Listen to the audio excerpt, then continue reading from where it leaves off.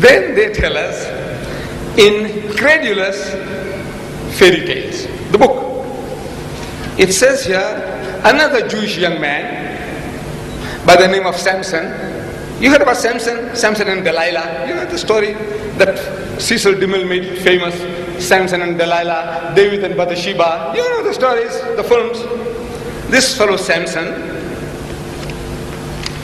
I'm reading now this from the book of Judges, chapter 15, verses 15 and 16. He found a fresh jawbone of a donkey jawbone he found, fresh.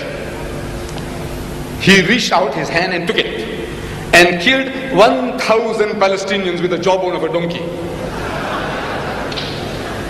Says, farmer, because you see our brother happens to be a Palestinian, he ought to know that this is now programming taking place. Look, beautiful. One Jewish boy with the jawbone of a donkey, he kills 1,000 Palestinians. I want to know what the Palestinians were doing. You know what's 1,000? 1,000 people you kill with the jawbone of a donkey, and what they're doing. I said, look, if these 1,000 people, they spat on him, the guy would have suffocated. You can't even spit. You can't even run. Then he says it's a miracle.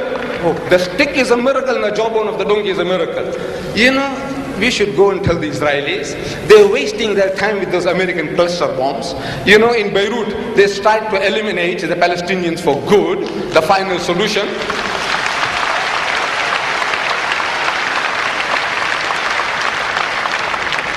The final solution with American cluster bombs, and they failed. I said, look man, go and tell them, find the jawbone of the donkey and find this magic stick, you'll do a cleaner job. And Samson, after killing the 1,000 Palestinians, he sings a song. So with the jawbone of a donkey, heaps upon heaps, with the jawbone of a donkey, I have slain 1,000 men, hooray, say hooray.